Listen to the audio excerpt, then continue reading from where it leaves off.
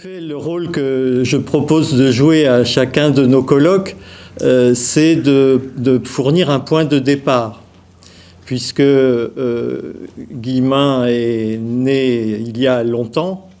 Dans un de ses articles, il le dit d'ailleurs, quand il parle du sujet que nous allons aborder, il dit je suis non pas un père mais un grand-père, et je parle de l'enseignement que j'ai reçu pendant la guerre et jusqu'au milieu des années 20. Donc évidemment qu'il y a un décalage, et je trouve que c'est un des points d'intérêt de la journée que d'essayer de trouver soit des analogies, soit des évolutions tellement fortes que Guillemin ne reconnaîtrait plus la situation. C'est une question qu'il faudra se poser en écoutant les uns et les autres. Moi, ce que je voudrais faire, c'est surtout donner quelques citations. Ça ne se passe pas tout à fait comme ce que j'ai fait les années précédentes, parce que quand il s'agissait de la commune, par exemple, j'ai présenté les différents et nombreux travaux de Guillemin sur la commune en essayant de les organiser chronologiquement pour leur donner leur logique.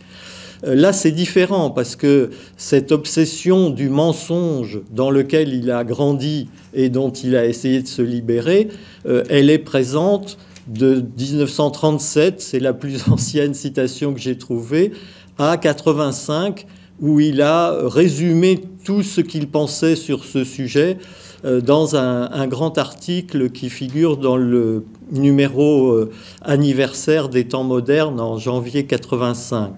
Donc pas loin de la fin de sa vie.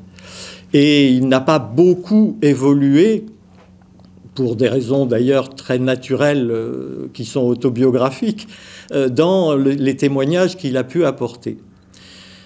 J'ai un autre élément d'introduction à dire rapidement, c'est que ce thème du mensonge qui est obsessionnel chez Guillemin, il a deux aspects, et nous n'en traitons directement qu'un seul, nous autres, aujourd'hui, qui est le mensonge scolaire, pour aller à l'adjectif le plus simple.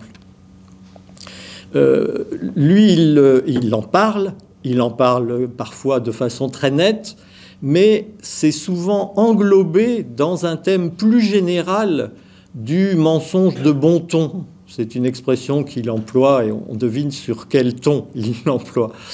Donc, je ne vais pas esquiver cet aspect un peu plus général, parce qu'il fait partie du paysage guillemin, et ça n'empêche pas ensuite que ceux qui me succéderont se concentreront davantage, chacun sur son sujet. Ça, c'est tout à fait normal.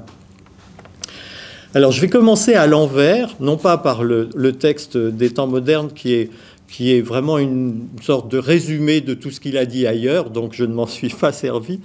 Mais je vais commencer à l'envers quand même, en 77, en lisant quelques lignes, parce qu'elles sont en plus très vivaces, de ce que m'a dit Guillemin sur le sujet qui nous intéresse, quand nous avons enregistré en Bourgogne, dans sa maison, ce qui a donné, dans un premier temps, le cas Guillemin, en 79, largement censuré par lui, et qui a été repris en 2017 dans Henri Guillemin tel quel, pour donner à lire ce qu'il m'avait réellement dit. Le point de départ, c'était une question que je lui posais, et je lui demandais comment il se faisait que, professeur de lettres, il avait écrit tant de livres d'histoire, puisqu'en 77, évidemment, il était déjà bien avancé dans son œuvre. Alors, je vous lis quelques lignes qui parlent toutes seules. « Je suis agrégé de lettres, je n'ai jamais enseigné l'histoire. Je vais vous expliquer ce qui s'est passé. Je vous ai dit que j'avais entrepris ma thèse, donc thèse sur Lamartine, dans l'intention très positive et assez sordide de faire une thèse n'importe laquelle pour entrer dans l'enseignement supérieur, mais que peu à peu je m'étais passionné. Je me suis aperçu en effet qu'on m'avait mis dans la tête sur Lamartine des idées que j'avais prises comme point de départ et qui étaient fausses. Lesquelles ? Que du point de vue littéraire, c'était un homme sans grand talent, un mandoliniste, enfin le Tino Rossi du romantisme. Et que du point de vue politique, oui, il avait bien eu un moment, une préoccupation, une passion, une inquiétude politique. mais qu'il ne savait pas de quoi il s'agissait. À mesure que je travaillais, se sont dégagées pour moi deux évidences. D'abord, Lamartine, c'est certain, n'avait pas de vocabulaire. Comparé à Victor Hugo, il est un homme du passé. Mais c'est un poète réel, et j'ai interrogé là-dessus Claudel, qui en était convaincu. Littérairement, on m'avait donc abusé. Mais surtout politiquement. En suivant Lamartine du regard, je me suis aperçu qu'il savait très bien ce qu'il voulait. S'il est tombé du pouvoir, ce n'est pas pour avoir fait 4 pas dans les nuages, c'est que la droite l'a détruit parce qu'elle le jugeait dangereux. Alors, quand j'ai eu fini ma thèse, je me suis dit, mais au fond, c'est une petite découverte que je viens de faire. Ce mensonge qu'on nous a raconté en classe, il est bien probable que d'autres écrivains en ont été victimes. Donc là, on voit parfaitement bien le point de départ, qu'il raconte évidemment 50 ans après, ou 40 ans après, où, sortant de sa thèse de littérature, il se retrouve en quelque sorte historien de fait, parce qu'il a été jeté dans le Lamartine orateur politique, dans le Lamartine historien des Girondins, et que ça lui a paru absolument passionnant et nécessaire comme redressement de l'image de Lamartine. Et donc après, il parle de Flaubert, de Rousseau, de Hugo, de Zola. Bon, pour tous ces écrivains, à des degrés divers, bien sûr, la littérature l'a mené ou ramené vers l'historique. Et c'est bien pour ça que nous parlons à la fois d'histoire littéraire et d'histoire tout court, comme on dit familièrement.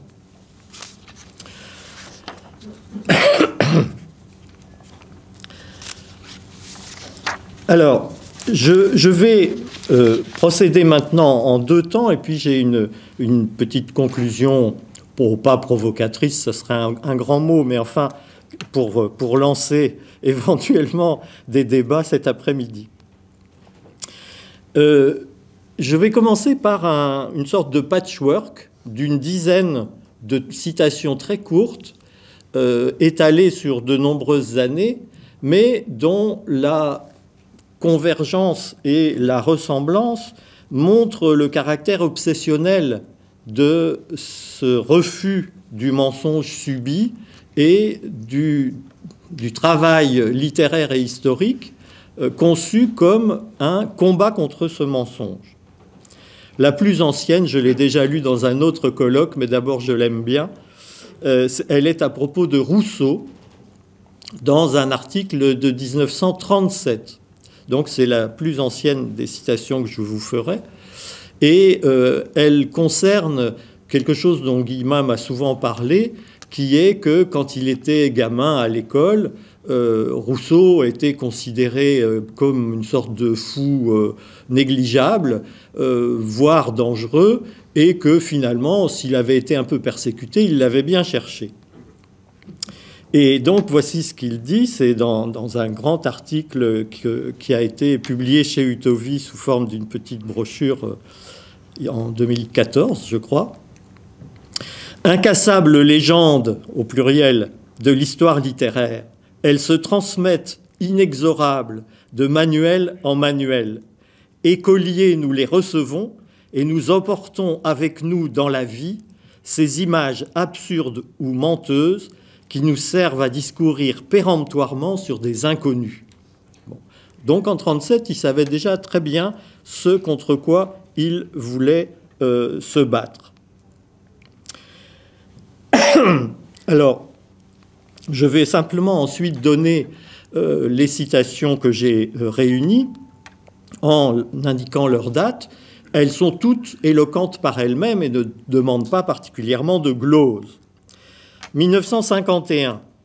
Tel est le pouvoir des idées toutes faites et du dressage universitaire qu'il faut beaucoup de temps pour que s'impose à nous enfin ce qui dès l'abord aurait dû nous crever les yeux. C'est dans une préface des rêveries du promeneur solitaire. Donc encore Rousseau. 61. Il y a un certain nombre de grands écrivains, donc on est toujours comme point de départ dans l'histoire littéraire. Il a quand même mis très longtemps à accepter qu'on l'appelle historien. Il se considérait toujours comme quelqu'un qui faisait de l'histoire par logique, par entraînement logique à partir de la littérature. Il y a un certain nombre de grands écrivains qu'il importe, dirait-on, de désamorcer. Dans le champ de l'histoire littéraire, leurs œuvres reposent comme de vieilles bombes, toujours dangereuses, et les préposés au dressage des générations successives se sont appliqués, souvent à leur insu, dressés eux-mêmes comme il convenait, à transformer ces explosifs en ornement du jardin des lettres. Celle-là, j'avoue que je l'aime beaucoup. C'est dans l'introduction de la lettre à Louis XIV de Fénelon. Guillemin avait une adoration pour Fénelon. Il n'avait pas tort sur bien des points. C'est un grand bonhomme. Et comme il détestait Bossuet, qui a persécuté Fénelon, il a beaucoup milité pour Fénelon. Et il a notamment donné une édition de la lettre à Louis XIV, qui est un texte un petit peu culotté de Fénelon, adressé au roi. Donc là, nous étions en 61. 64. L'histoire littéraire, telle qu'avec des générations de petits Français, je l'ai apprise dans mes classes, entretient à peu près avec la réalité authentique les mêmes déconcertants rapports qu'entretient l'officielle histoire avec la réalité du passé. Alors ça, 64, c'est à propos de Zola, mais ça pourrait être... Non, pardon, c'est à propos de Vallès, l'introduction à l'enfant, mais ça pourrait être à propos d'un autre écrivain. C'est surtout intéressant parce que là, on a le maillon qui fait passer de littérature à histoire comme quelque chose d'évident. 64, donc, je viens de la donner, 60...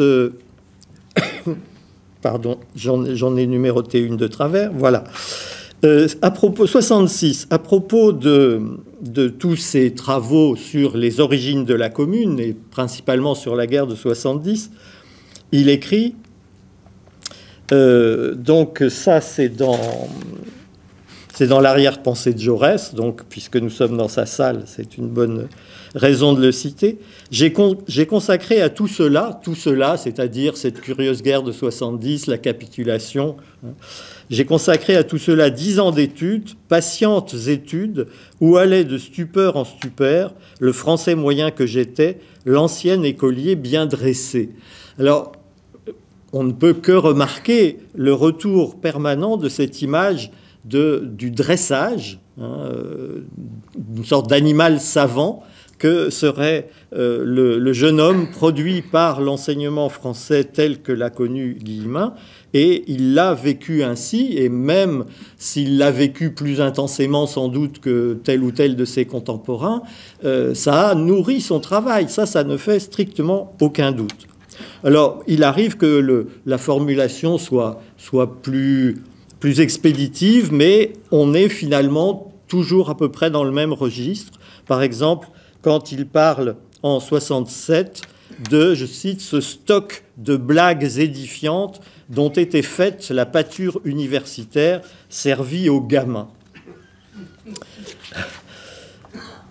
Alors, je vais prendre un exemple qui m'intéresse parce que il permet d'illustrer ce que je disais dans mon introduction, c'est-à-dire quelle importance doit avoir pour nous l'écart qui nous sépare de Guillemin.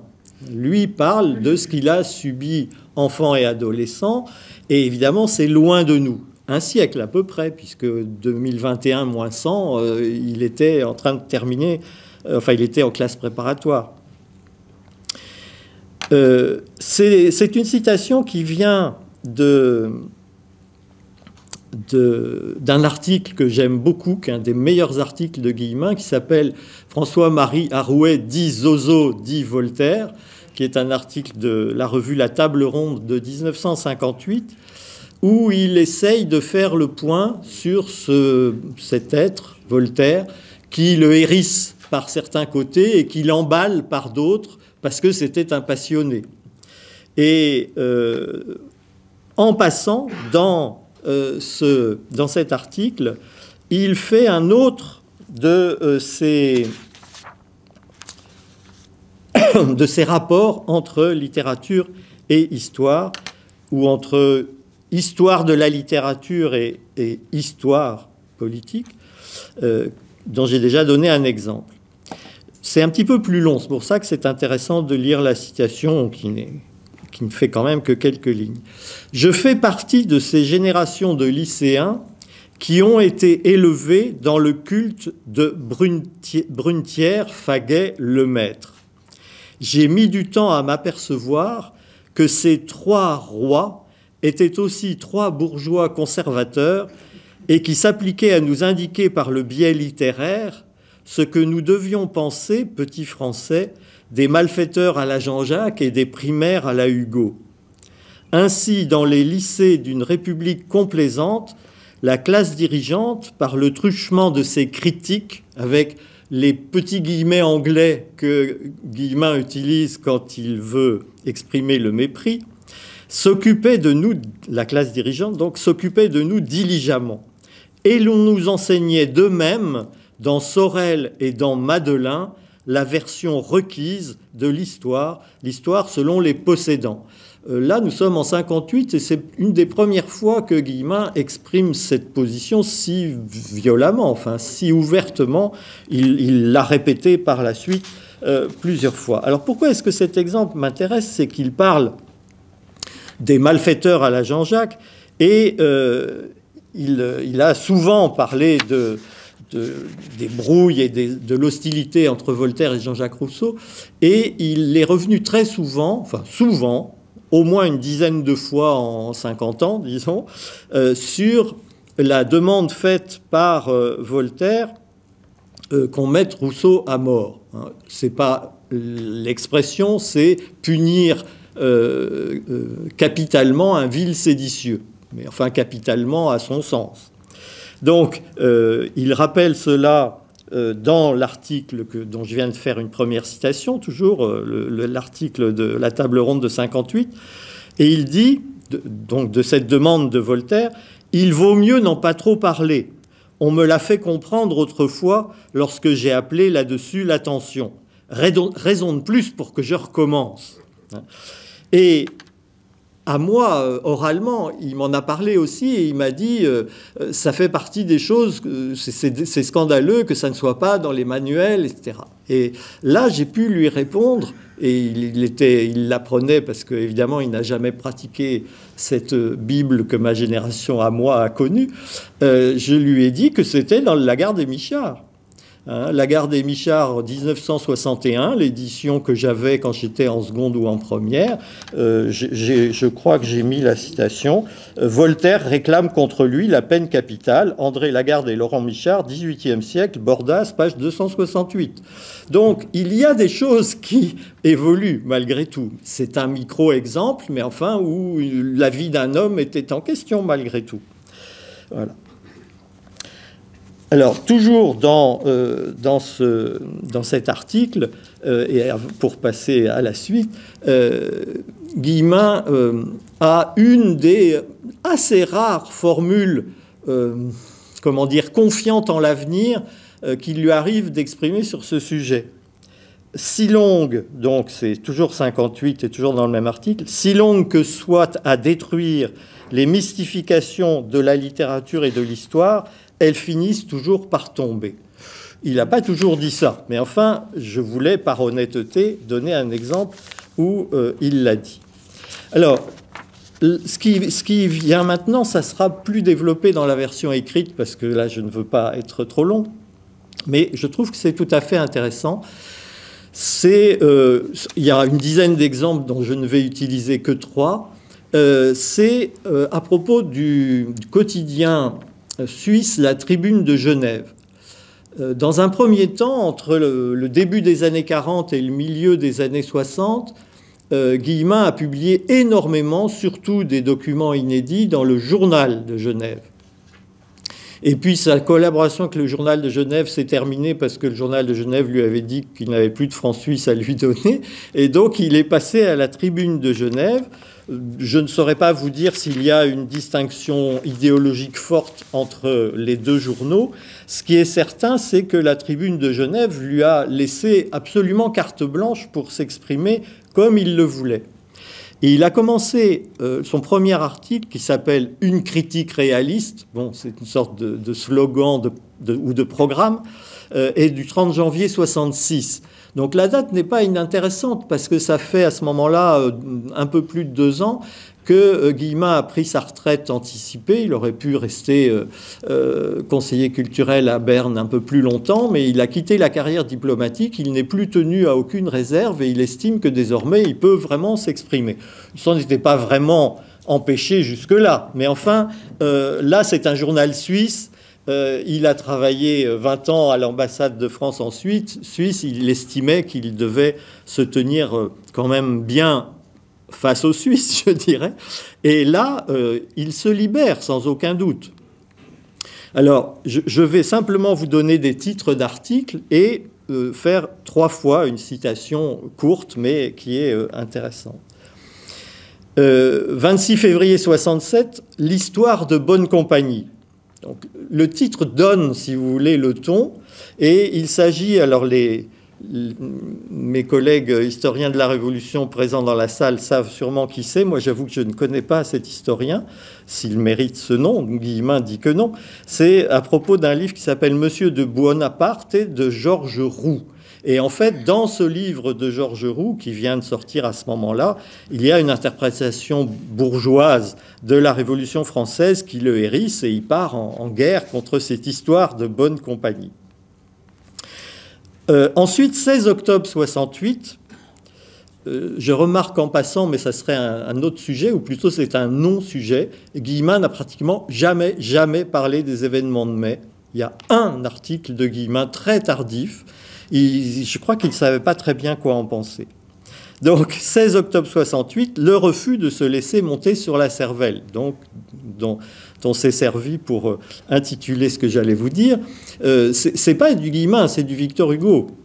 Je ne sais plus dans quoi de Victor Hugo, parce que je n'ai pas pris le temps d'aller vérifier, mais c'est une expression de Victor Hugo, reprise par Guillemin.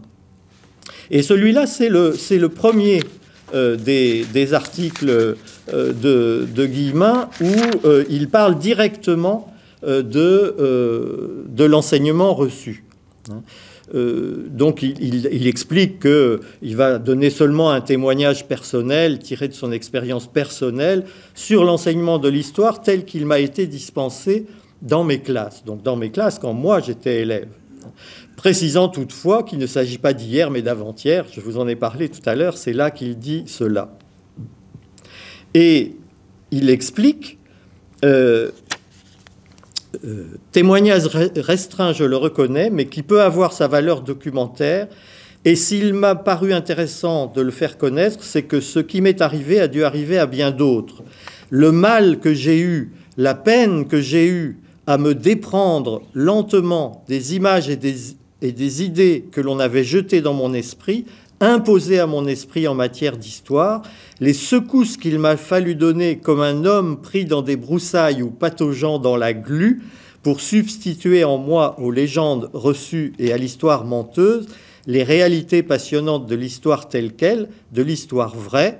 C'est ça que je vais vous raconter. Et après, il revient à ses sujets chéris, Lamartine, Hugo, Zola. On retrouve évidemment toujours ces mêmes sujets favoris. Mais là, c'est la première fois que dans cette série d'articles de la Tribune de Genève, il en parle. Il en reparle de nouveau l'année suivante, 7 mai 69, Apologie pour Lamartine, l'homme à abattre. Il a écrit énormément d'articles sur Lamartine. Celui-ci est intéressant parce qu'il y a un petit passage, je ne vais pas vous le lire en entier, ça serait trop long, mais nous sommes en 69 et il a quand même cessé de travailler directement sur Lamartine depuis pas mal de temps, mais il y revient régulièrement et il est très déçu par Lamartine poète. Il trouve que vraiment ça tient plus le coup. Non, d'accord, c'est pas bon. Je laisse tomber Lamartine. Reste le monsieur. Et là, je voudrais bien me faire écouter. Après tout, les manuels d'histoire littéraire ne sont pas les seuls à évoquer son nom. Il y a aussi les manuels d'histoire tout court, parce que Lamartine a compté dans la vie politique française et compté même pas mal. Bon. Et il développe ce qu'il pense du rôle de Lamartine et des raisons pour lesquelles on l'a éliminé. Donc, il donne la version douceâtre qu'il a entendue quand il était élève, les 4 pas dans les nuages, le poète incapable de faire de la politique. Et il conclut « On m'a appris tout ça quand j'étais écolier et j'ai mis du temps à comprendre l'opération. Il s'agit de nous mettre en condition, nous les gosses. » Je pense que c'est plutôt « il s'agissait », mais le texte est imprimé comme ça. « Les écoliers sont de futurs électeurs, donc essentiel de dresser, revoilà le verbe, comme il faut ces jeunes intelligences, afin qu'elles prennent adultes la bonne route et ne s'écartent point du grand troupeau docile. C'était l'époque où, pour nous instruire sur la Révolution française, nous devions absorber comme parole d'évangile les fantaisies soigneusement élaborées par M. Louis Madelin. » Alors, évidemment que tout cela porte sa date, et c'est normal, étant donné la chronologie, mais j'ai voulu faire ces petite citation parce que pour montrer à quel point c'est un continuum dans l'attitude mentale et morale de Guillemin que cette hantise de l'enseignement menteur reçu. Alors après, il suffit de donner les titres des articles et vous avez le thème, mais c'est toujours dans la même tribune de Genève, juin 69, avril 70, septembre 70, juillet 71. Il y a vraiment une série rapprochée. Le crédit de Michelet, une histoire en trompe-l'œil, donc à la fois sur la Révolution française et sur Jeanne d'Arc. Il est en train d'écrire son livre sur Jeanne d'Arc à ce moment-là. Les pudeurs de l'histoire, à l'approche du centenaire de la Commune. Et là, il s'amuse beaucoup parce qu'il termine par une citation de Barrès, qui n'est évidemment pas sa tasse de thé en principe, mais une citation de Barrès de 1897 qui va dans le sens de ses livres sur la guerre de 70, c'est-à-dire la capitulation a été calculée par les généraux français. Et il ajoute « Le bon ton me manque, infirmité dont je ne saurais guérir ». Citer Barrès, moi, Guillemin, c'est quand même de la provocation. Oui, je crois, mais c'était bien trouvé. Encore deux titres simplement d'articles. Une politique de mensonge assidu, c'est toujours à propos de la guerre de 70, et les risques du métier, qui est l'article le plus tardif de cette série, 14 juillet 1871, où il annonce à pas feutrer la prochaine rédaction de ce qui est devenu Nationalistes et nationaux, qui est un livre important qu'il a écrit sur l'entre-deux-guerres, enfin l'entre-trois-guerres plus exactement, 70-40, et où il dit « Je vais encore déplaire, mais ce sont les risques du métier ». Voilà. Alors, pour finir mon petit panorama, je pense avoir assez bien fait sentir que, d'une part, c'est constant chez lui, cette obsession d'avoir été trompé, qu'il s'est appuyé sur la nécessité de combattre cette tromperie pour écrire son œuvre. C'est pas sa seule motivation, c'est évident, mais c'est une motivation motrice, ça ne fait strictement aucun doute. Et puisqu'il y a beaucoup d'écart de temps entre lui et nous, servons-nous mentalement, tout en parlant les uns après les autres, de ce climat que j'ai donné et qui est celui d'un ancien élève de 1920, si vous voulez, pour essayer de réfléchir à ce qui se passe aujourd'hui en termes d'écart, de ressemblance, de différence. Ça peut être un des éléments intéressants pour rattacher toujours ce que nous allons dire à Guillemin, qui est notre raison d'être réunis. Et puis je voudrais finir par deux citations. Ça, c'est pas une conclusion puisque je donne la parole encore une fois à d'autres, mais c'est l'intérêt, c'est de donner de la documentation, je dirais. Alors d'abord, dans notre livre d'entretien, donc là c'est dans Henri Guillemin tel quel, page 246, cette déclaration, donc là c'est lui à mon micro en 77, « Je ne suis pas du tout un justicier. Je suis seulement quelqu'un qui essaie ardemment de remplacer des légendes par la vérité, ravi d'ailleurs quand je peux remplacer une légende défavorable par une vérité favorable, moi qu'on accuse toujours de l'inverse. » Bon. Et face à cette affirmation, je voudrais citer un journaliste des Lettres françaises, donc journal animé par des communistes, Lettres françaises du 6 mars 66, sous la signature du journaliste Martin Chaussy. Il fait un gros compte-rendu de la première résurrection de la République, qui est la refonte mise à jour d'un livre qui s'appelait autrefois La tragédie de 48, qui avait donc été publié en 1948 et que 20 ans plus tard, Guillemin a repris et étoffé pour la collection 30 journées qui ont fait la France, vous savez. Et c'est un livre qui mérite d'être lu, même encore aujourd'hui.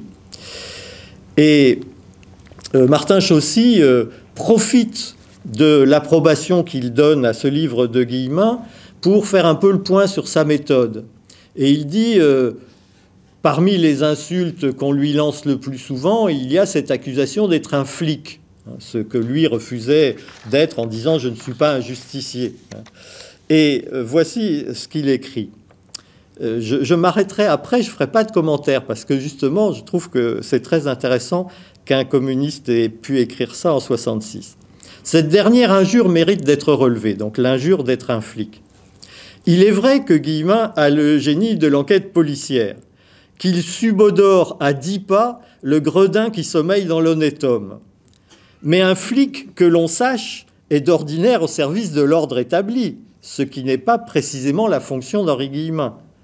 Les générations passées d'historiens qui ont avalisé la politique des possédants en répétant les mêmes mensonges et en faisant mystère de tout ce qui embarrassait leur sereine vision des choses, que sont-ils donc ceux-là, sinon les surgeons, ça c'est joli, les surgeons des sbires zélés du capital, évidemment avec un C majuscule à capital. Henri Guillemin serait plutôt un contre-policier, le policier que le prolétariat du XIXe siècle ne pouvait pas se payer. Alors, je suis d'accord, c'est un tout petit peu décalé par rapport à tout ce que j'ai dit auparavant, mais cette citation me plaît beaucoup parce qu'il y est aussi question du mensonge des historiens au service des possédants. Donc on n'est pas sorti de la thématique qui me paraît pouvoir nous servir d'axe aujourd'hui. Voilà ce que je voulais vous dire. Alors, je vais me décaler de 50 cm pour devenir président de séance, pas trop autoritaire, j'espère, mais de manière à ce que tout se passe aussi bien que possible. Donc, je vais appeler à la tribune mon confrère Yves Ancel, que je vais vous présenter, le temps qu'il nous rejoigne.